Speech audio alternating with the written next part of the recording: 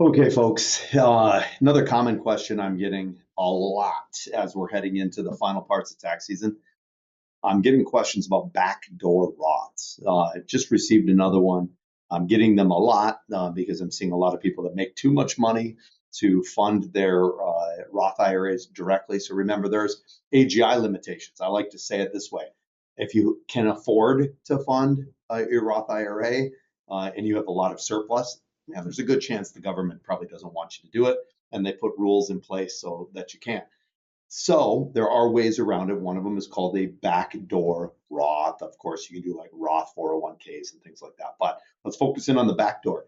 So number one, this is super important for anybody that wants to implement a backdoor Roth. The concept is it's just another way to get money into the Roth without having to pay tax. That's the whole concept of a backdoor Roth.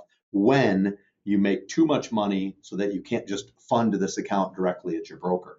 So what you're attempting to do here is bypass it, right? You're basically getting past the rules saying, oh, well, I make too much, but can I still get it? Yes, you can. Backdoor Roth. Great. Here's how it works. Number one, super important. You cannot have any IRAs at any brokerage in your name, right? So again, I'll repeat that. You cannot have any IRAs with balances on them at any brokerage. That means if I've got an old IRA from an old 401k that I rolled in, it's sitting at Schwab, right? And now I've got an account over at Ameriprise and I'm going to implement this backdoor Roth. No, cannot do it, right? IRAs must be zero, right? So if you really want to implement a backdoor Roth and you have IRAs, take that IRA, roll it to your current employer's 401k, get your IRAs to zero, and now you can participate in what I'm about to tell you. Okay. So got to beat that first one. If you can't do the first one, everything else I'm going to tell you is a mute point. Step one of a backdoor Roth: open an IRA, a traditional IRA. Again, you might already have one because you just rolled everything over to a 401k. So now you're sitting with this IRA with a zero balance. Perfect. We're going to use that account. Schwab, Ameriprise, Fidelity, right? Robinhood. I don't care, wherever it is. Now we're going to fund it to the maximum amount allowed per year.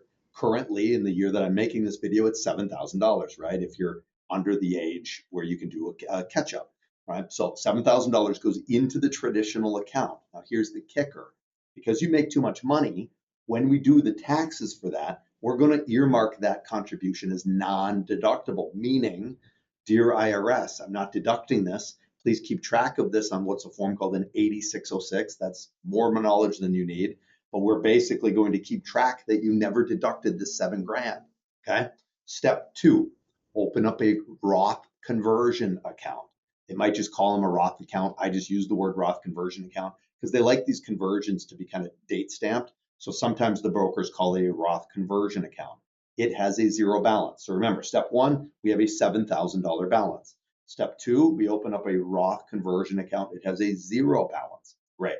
Step three, we instruct that broker, again, Schwab, Ameriprise, whatever, take that 7,000 that we did in step one and push it into the new account that we set up in step two. So roll from the traditional into the IRA. Now, anytime you take money out of an IRA, that's a traditional account or Roth for that matter, it is going to trigger a 1099-R. You will get them on a backdoor. That is okay. It's as expected.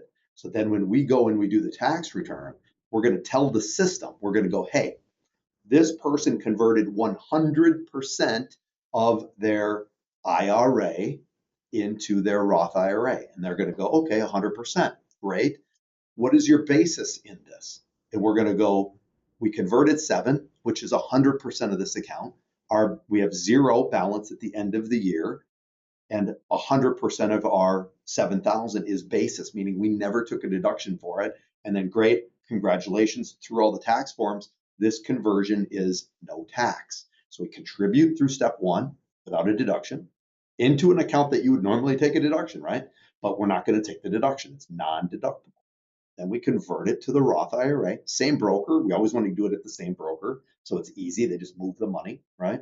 Step three is we properly do the tax return. We get the 1099-Rs that reflect it, right? There's also a 98 or 5348, one of those two, that comes out typically in May. That's kind of that, we call it to catch a cheater form.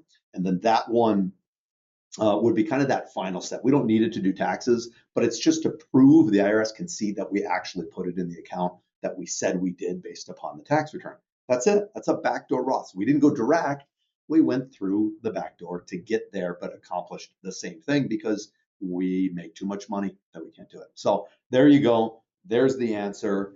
I'm going to put this up on YouTube so I can just point the link to it. I don't have to answer this 17 times between now and the end of the season. So peace, happy tax season all, 17 days to go. Thanks.